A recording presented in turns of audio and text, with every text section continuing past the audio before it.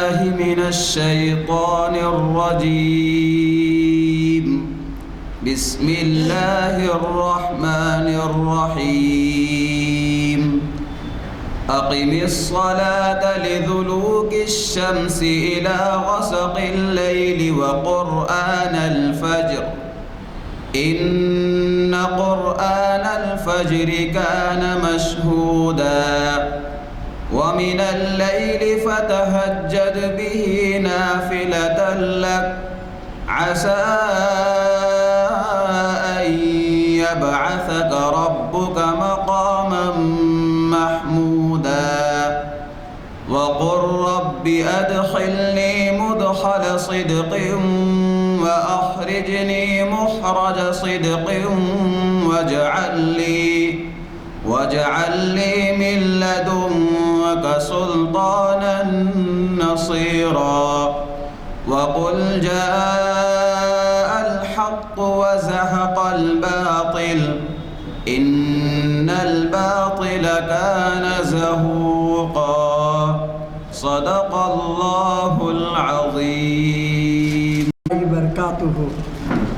آج 7 سپٹمبر مطابق 2 ربیع الاول 1446 ہجری بعد نماز عصر مسجد عالیہ گن فاؤنڈری کے کانفرنس ہال میں تاریخ اسلام کا لیکچر تاریخ اسلام 9 سپٹمبر ہے آج 9 سپٹمبر 4 ربیع الاول بروز پیر بعد نماز عصر مسجد عالیہ گن فاؤنڈری کے کانفرنس ہال میں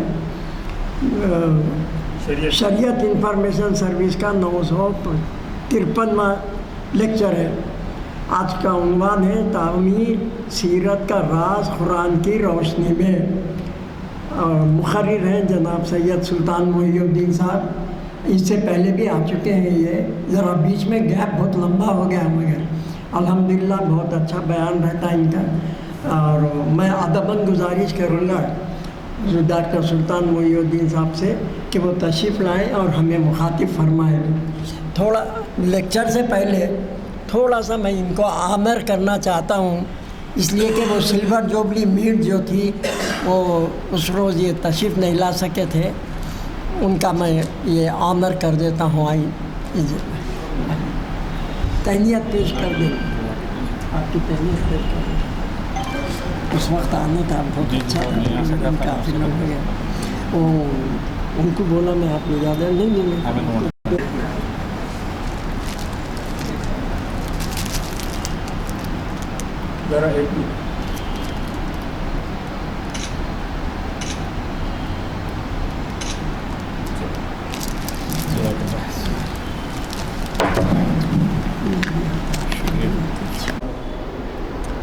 الحمد لله نحمده ونستعينه ونستغفره ونؤمن به ونتوكل عليه ونعوذ بالله من شرور أنفسنا ومن سيئات أعمالنا من يهده الله فلا مضل له ومن يضلله فلا هادي له ونشهد أن لا إله إلا الله وحده لا شريك له له الملك وله الحمد وهو على كل شيء قدير أرسله بالحق بشيرا ونذيرا وداعيا إلى الله بإذنه وسراجا منيرا. أما بعد فقال الله تعالى في القرآن المجيد والفرقان الحميد أعوذ بالله من الشيطان الرجيم بسم الله الرحمن الرحيم هذان خصمان اختصموا في ربهم فالذين كفروا قطعت لهم ثياب من نار يصب من فوق رؤوسهم الحميم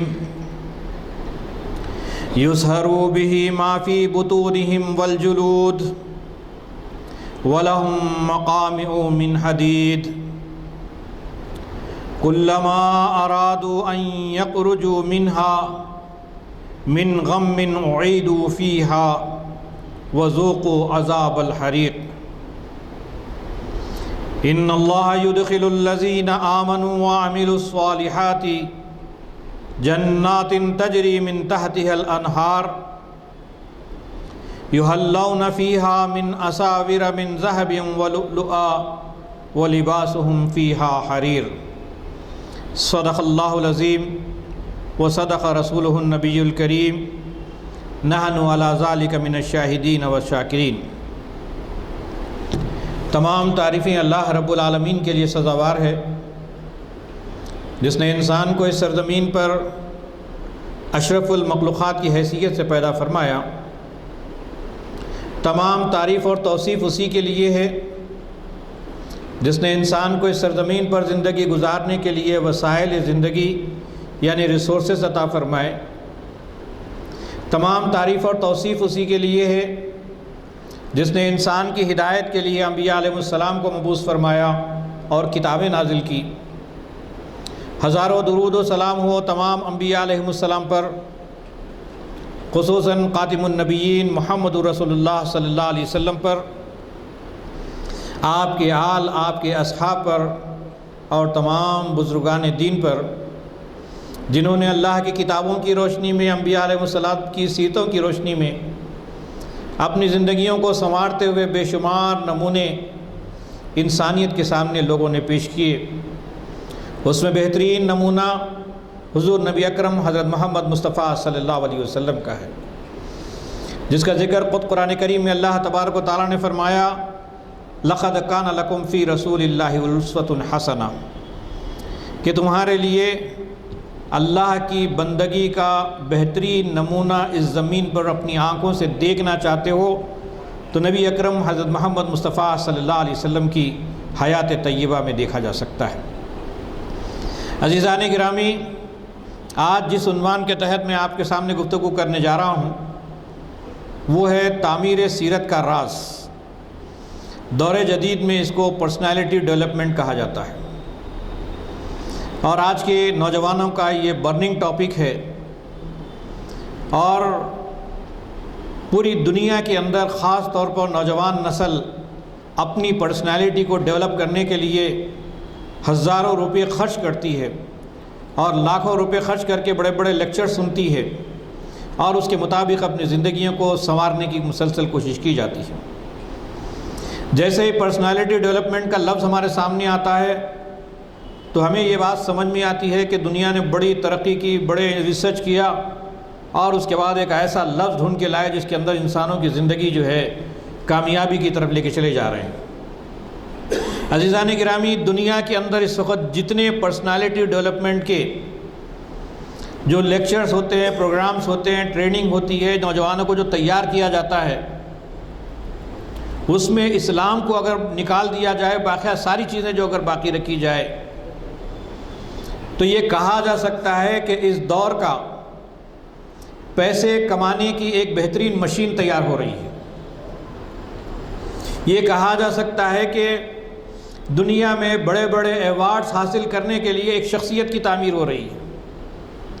یہ کہا جا سکتا ہے کہ دنیا کے کاموں کو پرفیکشن کے ساتھ کرنے کے لیے کسی پرسنالٹی کا تیار کیا جا رہا ہے۔ مان لیجئے کہ تھوڑی دیر کے لیے ایک نوجوان اپنی زندگی کا بیشتر حصہ اس پر لگاتا ہے اور بہت سے وہ گر سیکھتا ہے، جس کے نتیجے میں اس کی پرسنالٹی ڈیولپ ہو جاتی ہے۔ اس کے نتیجے میں وہ پیسہ بھی کماتا ہے، عزت بھی کماتا ہے، شہرت بھی کماتا ہے، دنیا کی دولت بھی سمیٹتا ہے۔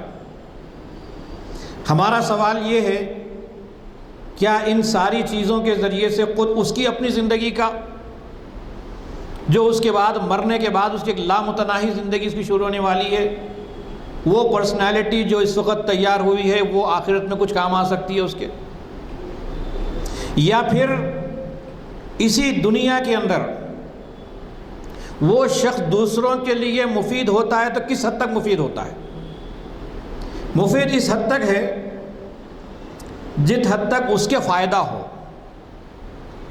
یعنی ہماری شخصیت کو انسان ایسا بنا رہا ہے، ایسی پرسنالٹی کو ڈیولپ کر رہا ہے جس کو اگر ہم آج کی زبان میں کہنا چاہیں تو خود غرض انسان جسے ہم کہہ سکتے ہیں، سیلفش انسان جسے کہہ سکتے ہیں۔ یعنی میرے مفاد کے لیے، مجھے پیسہ کمانے کے لیے، مجھے اپنے کاروبار کو چمکانے کے لیے، میرے اپنے فن کا مظاہرہ کرنے کے لیے، یا دنیا کے اندر عزت و شہرت حاصل کرنے کے لیے ایک ایسی شخصیت میں تعمیر کر رہا ہوں جس سے دوسروں کا فائدہ اسی وقت تک ہے جب تک کہ میرا فائدہ اس سے وابستہ ہے۔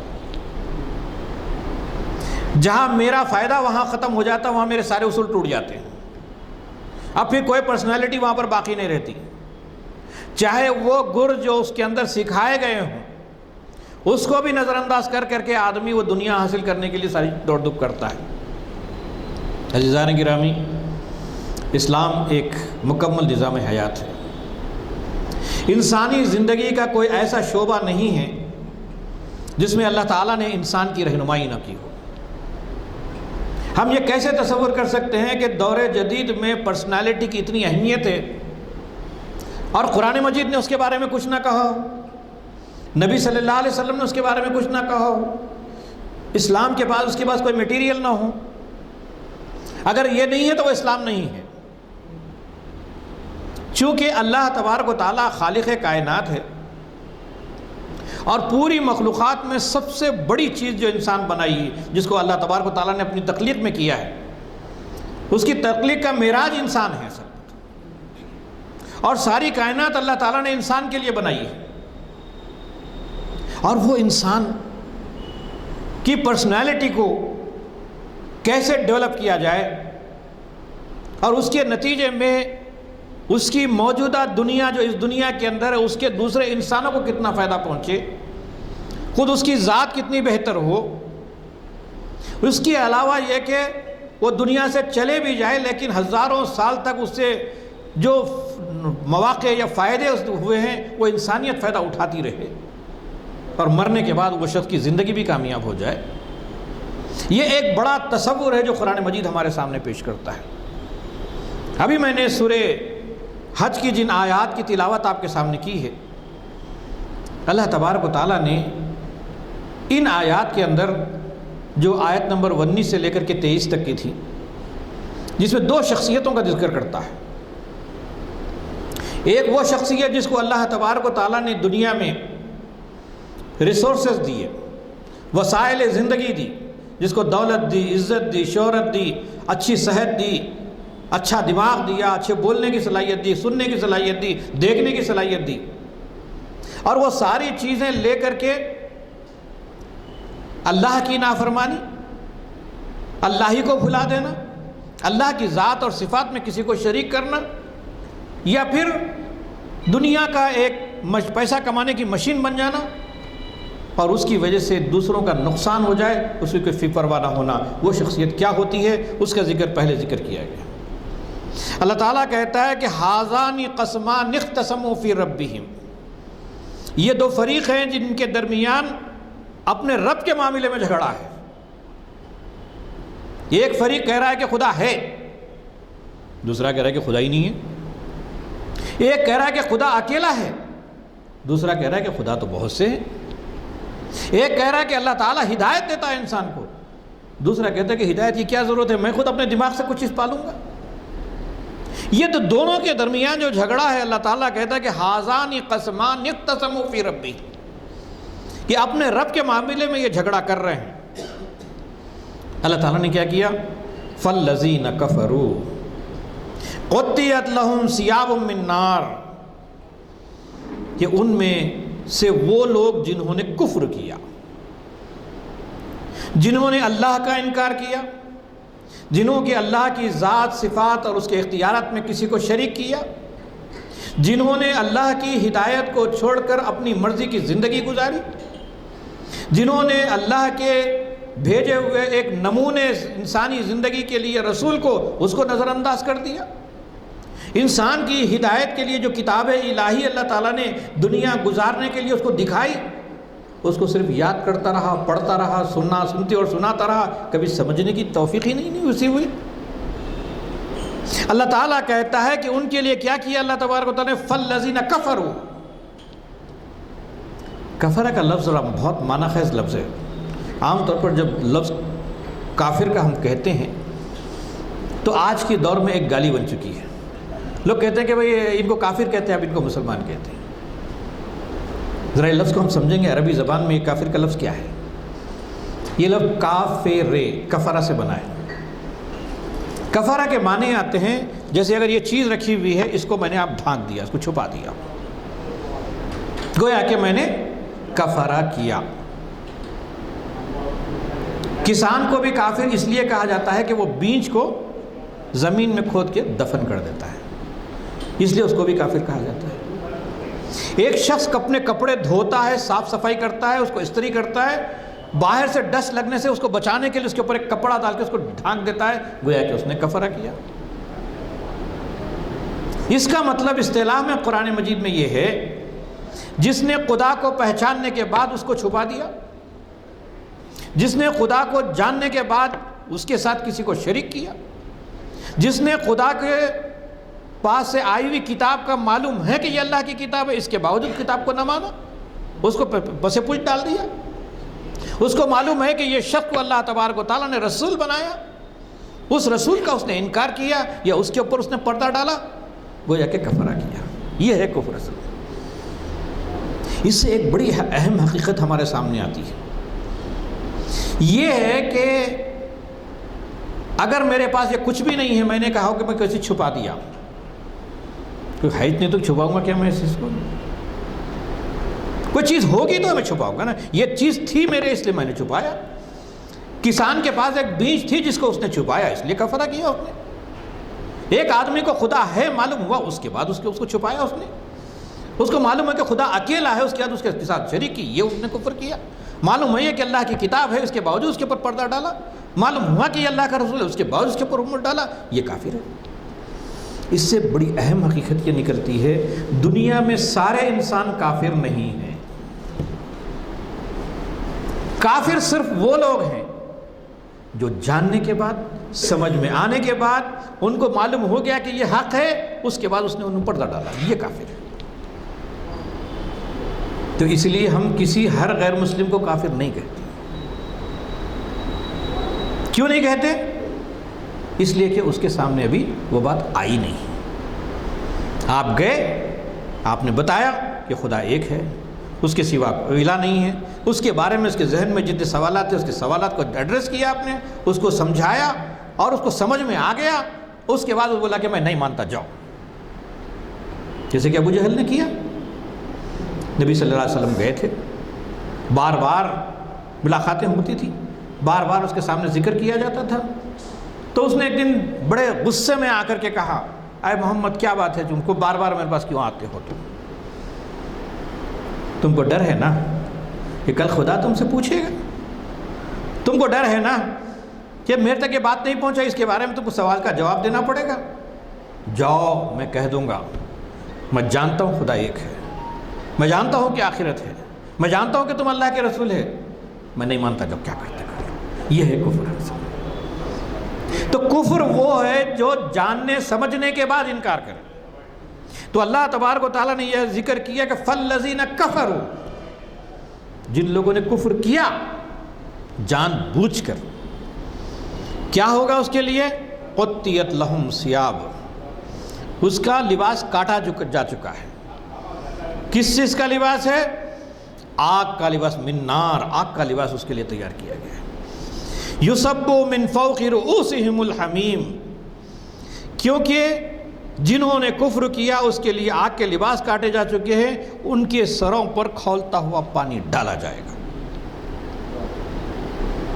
اگر اللہ تعالیٰ انسان کے پاس رسول نہ بھیجتا، اپنی کتابیں نہ بھیجتا اور خالی پکڑتا اس کو آگ میں ڈال دیتا، تو اللہ تعالیٰ انسان کے ساتھ غلط کرتا،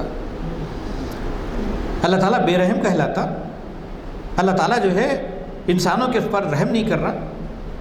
نہیں، اللہ 70 ماہوں سے زیادہ محبت رکھنے والا ہے۔ اللہ تعالیٰ وہ ہے جو کسی انسان کو غلطی پر اس وقت پکڑتا ہے جب غلطی اس کو سمجھ میں آ جائے کہ یہ غلطی ہے، اس کے بعد اگر وہ غلطی کرے تب اس کو پکڑتا ہے۔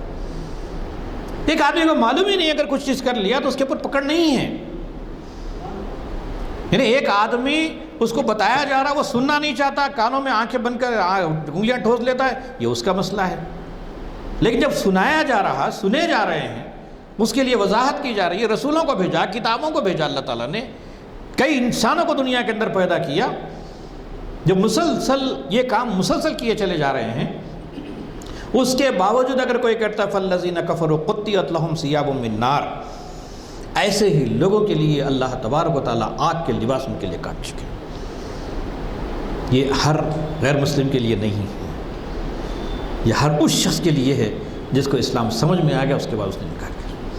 اس میں سب سے پہلے کون آئیں گے؟ مسلمان آئیں گے۔ اب بولے بھائی مسلمان کافر کیسے ہو سکتا ہے؟ سنیے قرآن مجید کی آیت۔ قرآن مجید کہتا ہے کہ وَمَن لَّمْ يَحْكُم بِمَا أَنزَلَ اللَّهُ فَأُولَٰئِكَ هُمُ الْكَافِرُونَ، جو شخص خدا کی اتاری ہوئی ہدایت کے مطابق فیصلہ نہ کرے دراصل وہی کافر ہے۔ قرآن کے صاف الفاظ موجود ہیں، ایک جگہ فرمایا کہ فاسق ہیں، ایک جگہ فرمایا کہ کافر ہیں، ایک جگہ فرمایا کہ ظالم ہیں۔ تو اس کا مطلب یہ ہے کہ 100% کافر نہیں ہے۔ جتنی خدا کی نافرمانی ہے، جتنے خدا کے پیغام کے ساتھ چھپانا کا عمل باقی ہے، ہو سکتا ہے کہ کوئی 1% کافر ہو، کوئی 2% ہو، کوئی 10% ہو، کوئی 50% ہو، کوئی 80% ہو، کوئی 90% ہو۔ اسلام بھی ہے، مسلمان بھی تو ہے، لیکن کفر بھی ساتھ ساتھ ہے۔ تو انسان کا اصل کام کیا ہے کہ وہ جو کافرانہ یا ظالمانہ جو لفظ ہے، جو فاسقانہ جو عمل ہے، جو اللہ کی کتاب کے ساتھ، اس کے رسولوں کے ساتھ، اس کے پیغام کے ساتھ وہ کر رہا ہے، تو اس کو اپنی زندگی سے نکالے، ڈھونڈ کے نکالے، اور اس کے بعد اللہ سے قریب ہونے کی کوشش کرے۔ وہ جتنا ایمان کی طرف بڑھتا جائے گا، اس کی زندگی سے کفر اتنا نکلتا چلا جائے گا، کفر اس کی زندگی سے کم ہوتا جائے گا۔ اور جتنے اعمال کافرانہ ہیں اس کا تو اس کو جواب دینا پڑے گا۔ کیوں؟ نہیں معلوم تھا تو کوئی مسئلہ نہیں تھا، معلوم ہو گیا تو اب اس کی ذمہ داری ہے۔ اللہ تعالیٰ نے کہا یُصَبُّ مِن فَوْقِ يُسْحَرُوا بِهِ مَا فِي بُطُونِهِمْ وَالْجُلُودِ، کہا اللہ تعالیٰ نے جس سے ان کی کھالیں نہیں پیٹ کے اندر کے حصے تک گل جائیں گے۔ یہ سزا کیوں دی جا رہی ہے؟ ایک نامعلوم ایک انجان آدمی کو اٹھا کے سزا دے دی جاتی ہے۔ آپ کو معلوم ہے کہ کوئی پاگل ہے، مجنون ہے، دماغی توازن ٹھیک نہیں ہے، اس کو اللہ تعالیٰ نہیں پکڑتا، اس کو سزا نہیں دیتا، اس کا کیا قصور ہے بھائی؟ معلوم ہی نہیں بیچارہ، کپڑے اتار دیا، ننگے پھر رہا، بگی بگی باتیں کر رہا، نہیں معلوم اس کا۔ لیکن جس کو اچھی طرح اللہ تعالیٰ نے عقل دیا، سمجھ دیا، سوچنے سمجھنے کی صلاحیت دیا، اور اس کا صحیح استعمال نہ کرے تو سوال ہوگا اس کے۔ پھر اللہ تبارک و تعالیٰ نے کہ لہم مقامع من حدید، کہ ان کو خبر لینے کے لیے لوہے کے گزند ہوں گے، لوہے کے ہتھوڑے ہوں گے۔ جب وہ آگ میں ڈالا جائے گا، جب آگ میں آدمی جل رہا ہوگا، آگ کا لباس تیار ہے، وہ آگ کا لباس پہنایا جائے گا۔ اب پیاس لگے گی تو پیاس کے ساتھ کیا ہوگا؟ یُصَبُّ مِن فَوْقِ رُؤُوسِهِمُ الْحَمِيمُ، گرم گرم پانی اوپر سے ڈالا جائے گا۔ نتیجہ کیا ہوگا؟ یُسْحَرُوا بِهِ مَا فِي بُطُونِهِمْ وَالْجُلُودِ، کہ اس سے اس کے کھال بھی جلے گی، پیٹ کی انتڑیاں بھی جلے گی، اور اوپر سے جو ہے بڑا تکلیف دہ مرحلہ ہوگا۔ وَلَهُمْ مَقَامٌ مِّن حَدِيدٍ، اب وہ وہاں سے بھاگنے کی کوشش کرے گا۔ جب وہ بھاگنا چاہے گا تو اوپر سے ہتھوڑوں سے مار مار کے اس کو اندر ڈھکیلا جائے گا۔ حدید کہتے ہیں لوہے کو، لوہے کے گزند ہوگے۔ کیوں ہوگا؟ کلما ارادوا ان یخرجوا منها من غم اعیدوا فیہا وذوقوا عذاب الحریق، جب اس سے وہ تنگ آ کر کے جہنم کے جو داروغے ہوں گے، جہنم کے جو نگران ہوں گے، یا جہنم کی انتظامات کرنے والے جو فرشتے ہوں گے، ان سے وہ گھبرا کر کہیں گے کہ ذرا اس جہنم سے ہمیں باہر نکال دو، ہم ذرا باہر نکلنا چاہتے ہیں، تمہارے مالک سے کہو کہ اس کے اندر سے ہمیں باہر نکالے۔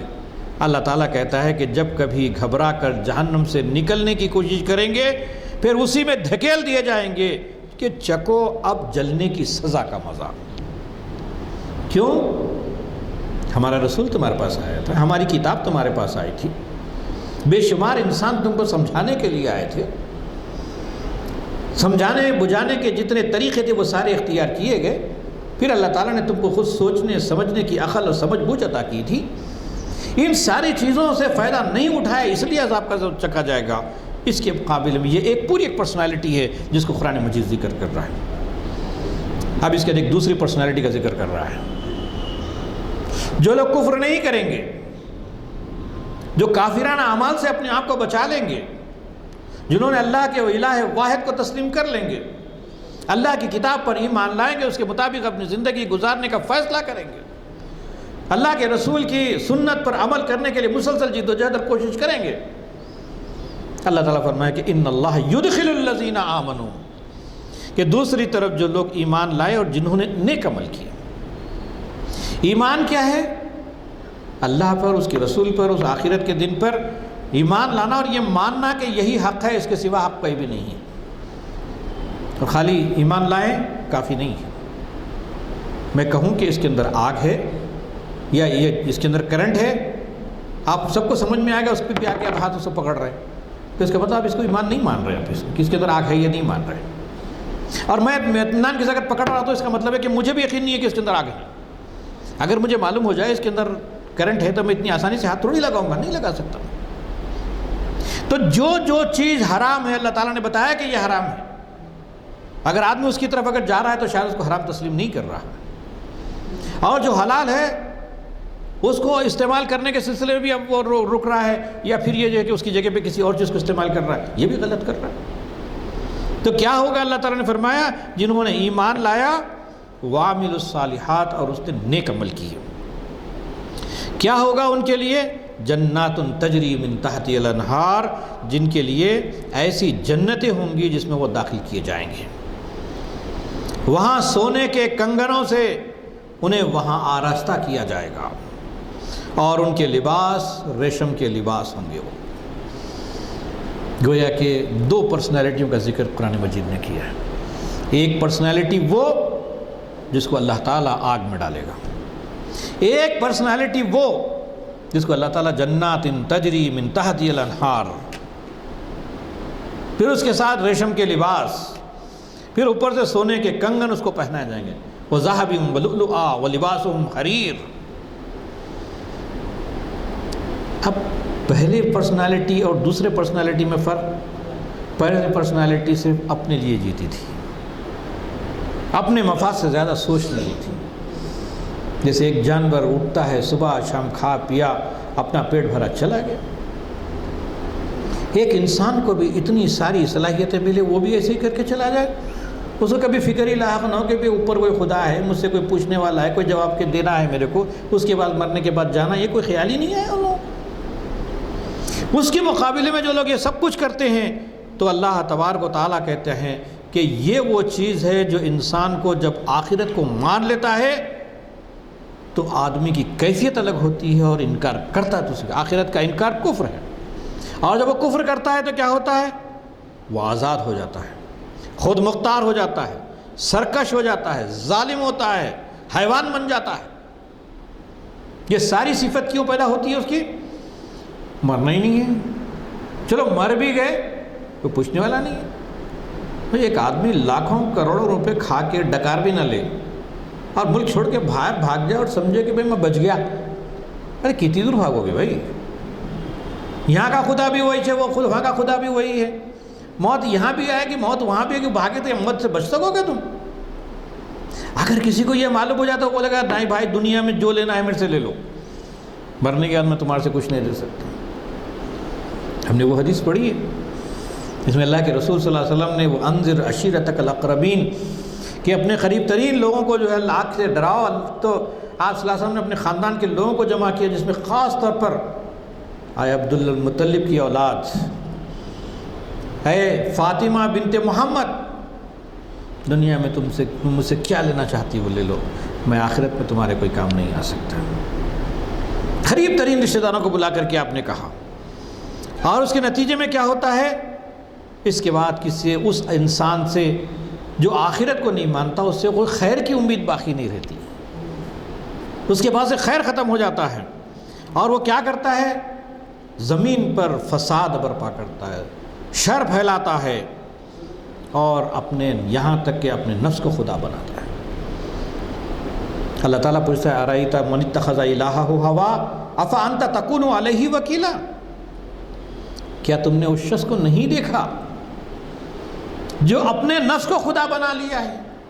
وہ سمجھتا ہے کہ جو کچھ بھی ہے میرا نفس ہے، میں خود ہوں، پھر یہاں تک کہ قیامت کو ماننے سے انکار کر دیتا ہے کہ چھوڑو بھائی، باور با عالم کے عیش کوش دوبارہ نہیں، جو بھی ہے ملا کھاؤ پیو مست کرو مزے کرو، کوئی پوچھنے والا ہے؟ اللہ تعالیٰ کہتا ہے کہ نہیں، ساری کائنات تباہ ہو جائے گی، رب کے حضور تم سب کو حاضر ہونا ہوگا، حساب کتاب کا وقت آئے گا۔ آخرت کی قرآنی تعبیر اللہ تبارک و تعالیٰ کہتا ہے ان النبأ العظیم، بریکنگ نیوز قرآن مجید دے رہا ہے۔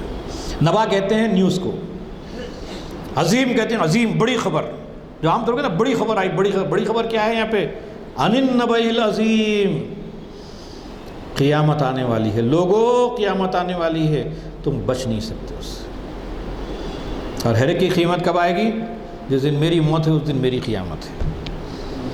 میں باہر نکلا، ایکسیڈنٹ ہوا، مرا، میری قیامت ہے۔ ہم لوگ سب بیٹھے ہوئے، اچانک اوپر سے بارش، پانی آ گیا، پانی میں ڈوب گئے، مر کے، قیامت ہے ہمارے لیے۔ قیامت کبھی بھی آ سکتی ہے۔ قرآن مجید اس کے بارے میں اور ایک لفظ استعمال کرتا ہے، طامۃ الکبریٰ، ایک بڑی آفت آنے والی ہے لوگوں، اس کو معمولی چیز مت سمجھو، بہت بڑی آفت آنے والی ہے، انسانی زندگی کے سب سے بڑی آفت ہوگی۔ ایک جگہ پہ فرمایا یوم الدین، وہ انصاف کا دن ہوگا، وہاں کسی کے ساتھ ناانصافی نہیں ہوگی، اور ہر شخص وہاں پر خدا کے سامنے ڈر رہا ہوگا۔ بہت سے لوگ سمجھ رہے ہوں کہ دنیا میں ہم کو سب کچھ ملا تو یہاں بھی ملے گا، خوش ہوں گے، اور دوسرے طرف جو لوگ اہل ایمان ہوں گے وہ ڈر رہے ہوں گے۔ آپ پوچھیں گے بھائی اہل ایمان ڈر کیوں رہے ہیں اور دوسرے لوگ مزے کیوں کر رہے ہیں؟ قرآن مجید یہ کہتا ہے کہ یوم التغابن، وہ ہار جیت کا دن ہوگا۔ لوگ یہ سوچ کے آئیں گے کہ میں جیت رہا ہوں، اللہ تعالیٰ کہے گا کہ جاؤ تم دنیا کے اندر کس کے لیے لڑتے تھے، جس سے سامنے تم سر جھکاتے تھے، جن کو اپنا خدا بناتے تھے، آج میرے پاس لینے کے لیے گیا، جاؤ ان کے پاس، تم ناکام ہو۔ جو لوگ ڈرتے ہوئے آئیں گے اور مومن ہوں گے، اور ان کا معاملہ یہ ہوگا کہ اللہ ہمارے ساتھ کیا معاملہ کرے گا، دنیا میں بھی ڈرتے ہوئے زندگی گزارے، اللہ تعالیٰ کہے گا کہ آج ڈرو نہیں، تم میرے بندے ہو، جنات تجری من تحتها الانہار، تمہارے لیے بہترین جنتیں تمہارے لیے تیار کی گئی ہیں۔ اس دنیا میں مومن ناکام نظر آتا ہے اور کافر کامیاب نظر آتا ہے۔ اللہ کے رسول صلی اللہ علیہ وسلم نے بہت خوبصورت حدیث میں ایک بات فرمائی، مومن کے لیے دنیا قید خانہ ہے اور کافر کے لیے جنت ہے۔ گھر پہ فلائٹ اتر رہا ہے، شراب کباب ساری چیزیں موجود ہیں، عیش و عشرت کی ساری چیزیں موجود ہیں، دولت کی انبار لگی ہوئی ہے، اور نیند نہیں آ رہی، نیند کے لیے گولیاں کھا رہے ہیں، اطراف سیکیورٹی رکھی ہوئی ہے لاکھوں ہزاروں کی، یہ کون کب مجھ پر حملہ نہ کر دے، بڑے خوف کی زندگی گزار رہے ہیں، اکیلے مارکیٹ میں جا نہیں سکتے۔ جو آدمی مومن ہوتا ہے تو ڈرتا نہیں، سوچتا جو ہوتا دیکھا جائے گا۔ آپ کو پتہ ہے کہ عمر فاروق رضی اللہ تعالیٰ عنہ کا جب نام ایران کے دربار میں لیا جاتا تھا تو پورا دربار کانپتا تھا۔ ایک شخص نے وہاں سے نکلا ایران سے، ارے بھائی ہمارے دربار میں عمر کا خالی نام انہیں آیا نہیں، خالی نام سے ڈرتے ہیں لوگ، ذرا دیکھیں کا محل کیسا ہے۔ مدینے کا سفر کرتا ہے، مدینے میں ایک ایک آدمی کو پکڑ کے پوچھتا ہے کہ عمر کا محل کہاں ہے؟ لوگ کہتے ہیں کہ ہم نے عمر کا محل تو دیکھا ہی نہیں کبھی۔ تو لوگوں نے کہا کہ ارے عمر رہتا کہاں پر ہے؟ بولے دیکھو کسی سڑک کے نیچے سو رہا ہوگا۔ اور ہوا یہی کہ جب وہ شخص دیکھا تو ایک آدمی سر کے نیچے جو ہے ہاتھ رکھا ہوا ہے، کوئی پتھر رکھا ہوا ہے، سو رہا ہے عمر بڑے اطمینان کے ساتھ۔ اس کو کہ سیکیورٹی کی ضرورت نہیں ہے، تو وہ خدا سے ڈرنے والا، انسان سے ڈرنے والا ہی نہیں ہے، اس نے کوئی ایسا کام کیا نہیں جو لوگ اس کے اوپر حملہ کریں گے۔ یہ زندگی اس نے گزاری ہے۔ دوسری طرف معاملہ کیا ہے؟ سیکیورٹی پر سیکیورٹی ہے، آگے پیچھے 50 گاڑیاں ہیں، بڑے اہتمام کے ساتھ سیکیورٹی میں جا رہے ہیں، اور جب موت آتی ہے تو سیکیورٹی والا مر دیتا ہے، جب موت آتی ہے تو اس سیکیورٹی کے درمیانی آدمی مرتا ہے، موت وہاں بھی نہیں روکتی۔ تو اللہ تبارک و تعالیٰ کہتے ہیں کہ مجرمین کا حال اس دن کیا ہوگا؟ قلوب یومئذ واجفہ، کچھ دل اس دن کانپ رہے ہوں گے، ابصارھا خاشعہ، ان کی نگاہیں سہمی بھی ہوں گی۔ اللہ تعالیٰ کہتے ہیں خاشعۃ ابصارھم ترہقہم ذلہ وقد كانوا يدعون الى السجود وهم صائمون، ان کی نگاہیں نیچی ہوں گی، ذلت ان پر چھائی ہوئی ہوگی۔ جب یہ صحیح سالم تھے اس وقت انہیں سجدہ کرنے کے لیے بلایا جاتا تھا تو وہ آنے سے انکار کرتے تھے۔ حی علی الصلاح حی علی الفلاح کی آوازیں آتی تھی، آنے کے لیے تیار نہیں تھے۔ یقول یا لیتنی، یقول الکافر یا لیتنی کنت ترابا، اس دن کہے گا انسان کاش کہ میں مٹی ہوتا، کاش کہ میں پرندہ ہوتا، کاش کہ یہ باتیں میری سمجھ میں آ گئی ہوتی، کاش کہ دنیا میں جب مجھے سمجھایا جا رہا تھا اس وقت میں سمجھ گیا ہوتا۔ اللہ تعالیٰ کہتا ہے وَنَادَوْا يَا مَالِكُ لِيَقْضِي عَلَيْنَا رَبُّكَ قَالَ إِنَّكُمْ مَاكِثُونَ، وہ پکاریں گے اے مالک، یہ جہنم کے داروغے، تیرے رب جو تمہارا رب ہے اس سے ہمارے کوشش کر کے ہمیں اسے باہر نکالو۔ وہ جواب دے گا کہ تم یوں ہی اسی کے اندر پڑے رہو، تم کو یہاں سے نہیں نکالا جائے گا۔ یہ آیت قیامت کے دن مجرموں سے کہی جائے گی۔ اس دن وہ محکومی، خوف اور دہشت، حسرت اور یاس کی ترجمانی ہوگی۔ دنیا میں یہ لوگ خدا بن بیٹھے تھے، حق سے انکار کی روش اختیار کرتے تھے، خواہشات کے پجاری تھے، اور یہ کہا ایک یوم عسر یعنی سخت دن انہیں آ پہنچے گا۔ کیا ہوگا؟ ان بطش ربک لشدید، خدا کی پکڑ بڑی سخت ہوگی، اور وہ سخت ہوگی تو کیا ہوگا؟ اللہ اس دن براہ راست گفتگو کرے گا، ہر ایک سے حساب لے گا، وہاں اس کی سفارش نہیں چلے گی۔ یہاں دنیا میں وہ وکیل آ گیا، انہیں آ گیا، فلاں کے جو ہے تمہارے کو یعنی ضمانت دے کے، وہاں کوئی ضمانت دینے کے لیے نہیں آئے گا۔ وَأُمِّهِ وَأَبِي وَصَاحِبَتِي لِكُلِّ امْرِئٍ مِّنْهُمْ يَوْمَئِذٍ شَأْنٌ يُغْنِيهِ، باپ بیٹے سے بھاگے گا، بیٹا باپ سے بھاگے گا، بھائی بھائی سے بھاگے گا، شوہر بیوی سے بھاگے گی، کوئی کسی کی مدد کے لیے نہیں آئے گا۔ اور اس وقت کیا ہوگا؟ سامنے دوزخ ہوگی، پیچھے دیکھے گا دوزخ ہوگی، ادھر دیکھے گا دوزخ ہوگی، ادھر دیکھے گا دوزخ ہوگی، اوپر سے دیکھا گا تو اوپر سے ڈالا جائے گا۔ قرآن مجید یہ کہتا ہے کہ الْيَوْمَ نَخْتِمُ عَلَىٰ أَنفُسِهِمْ وَتُكَلِّمُونَا أَيْدِيهِمْ وَتَشْهَدُ أَرْجُلُهُمْ، اس دن اس کے منہ کو بند کر دیا جائے گا، اس کی آنکھیں بولنے لگے گی، اس کے کان بولنے لگیں گے، اس کے ہاتھ بولنے لگیں گے، اس کا جسم جواب دینے لگے کہ یہ فلاں وقت یہ گناہ کیا، یہ گناہ کیا، یہ گناہ کیا، یہ گناہ کیا، اس کے پیسے کھائے، اس کے پیسے کھائے، اس کے ساتھ ایسا کیا، ایک ایک چیز بیان کرے گی۔ آخرت کی زندگی میں اللہ کی نعمتوں سے محروم کر دیا جائے گا اور اس کے لیے کوئی چیز کو نصیب نہیں ہوگی۔ اس کے مقابلے میں اللہ تبارک و تعالیٰ کہتے ہیں کہ نہیں، جن لوگوں نے ان ساری چیزوں سے اپنے آپ کو بچا لیا تو اللہ تبارک و تعالیٰ اس کو جنات تجری من تحتی الانہار، تو قرآن مجید جو پرسنالٹی اس دنیا کے اندر بنانا چاہتا ہے، وہ پرسنالٹی کا مطلب یہ نہیں ہے کہ وہ دنیا نہیں کمائے گا، ایسا نہیں، وہ دنیا بھی کمائے گا، بیوی بچے بھی رکھے گا، خاندانوں سے تعلقات بھی رکھے گا، انسانوں سے اچھے تعلقات ہوں گے، اس سے انسانیت کو فائدہ بھی ہوگا۔ پھر اس کے ساتھ یہ کہ اس کے مرنے کے بعد بھی لوگ اس کو یاد کریں گے۔ آج ابو جہل کو کون یاد کرتا ہے؟ نبی صلی اللہ علیہ وسلم کو کتنے لوگ یاد کرتے ہیں؟ دونوں کے اندر فرق ہے کہ نہیں ہے؟ عمر رضی اللہ عنہ کو کیسے احترام کے ساتھ یاد کرتے ہیں، ابو جہل کو کیسے یاد کرتے ہیں؟ حالانکہ نبی صلی اللہ علیہ وسلم نے دونوں کے لیے دعا کی تھی۔